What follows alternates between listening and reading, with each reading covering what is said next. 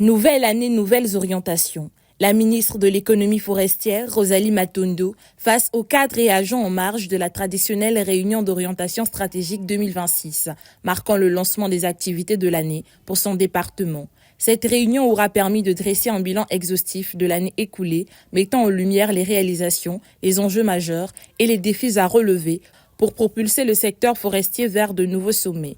Les cadres et agents ont été instamment invités à s'impliquer pleinement à donner corps aux orientations stratégiques et prioritaires axées sur la mise en œuvre du système de la légalité du bois, d'information des règles financières et de recouvrement optimal des taxes forestières, gérant ainsi les ressources forestières avec efficacité et transparence. Le déploiement d'une campagne corsée de recouvrement des arriérés de taxes et autres dus par les sociétés forestières. Ici, le constat est catastrophique. Les directeurs départementaux ont été d'une largesse sans fondement. L'implémentation à tout prix du partage de production grume, notamment à travers les activités suivantes. Nous avons la finalisation de l'étude sur la Société nationale de bois, qui va permettre donc de gérer la part de grumes de l'État. La préparation du lancement en 2027 au niveau national et international de la décennie des Nations Unies pour le boisement et le reboisement dans le cadre de la gestion durable des forêts. Le lancement du programme Congo Marin à travers les activités suivantes. L'actualisation et la finalisation de la note conceptuelle du programme. L'organisation de la cérémonie de lancement à Pointe-Noire. La conclusion des accords avec les partenaires techniques et financiers.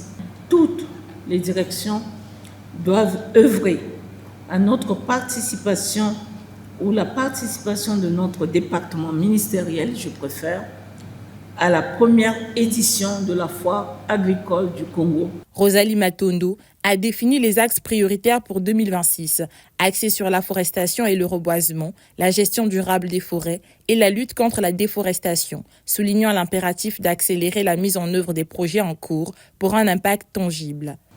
Chers collaborateurs, la tâche est certes immense, mais avec une bonne dose d'engagement, de volonté, d'abnégation et de proactivité, nous y parviendrons.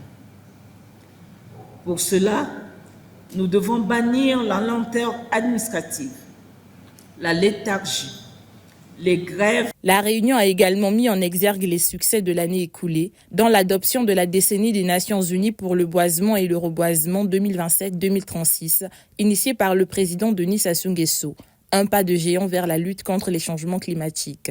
Les orientations dictées, les cadres et agents sont désormais appelés à traduire en actions concrètes pour un secteur forestier plus résilient et contributeur au développement économique et social du pays.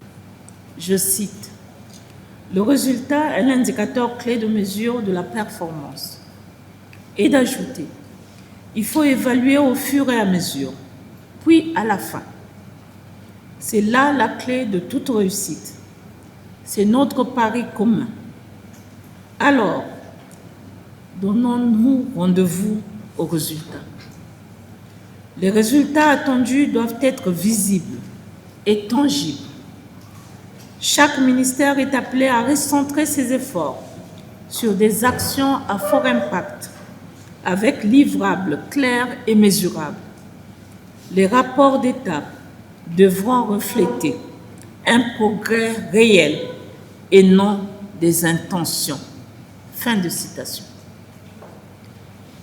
Pour répondre à cette orientation de la plus haute autorité de notre pays, nous devons en faire un pari de tous les jours. Il nous faut élaborer dans les plus brefs délais le plan de travail annuel budgétisé 2026 de notre département ministériel. Cette réunion d'orientation ouvre ainsi les perspectives vers un secteur forestier plus robuste et durable, contribuant efficacement au développement économique et social du Congo grâce à une gestion optimale des ressources forestières, à la promotion de l'économie verte et à la lutte contre les changements climatiques.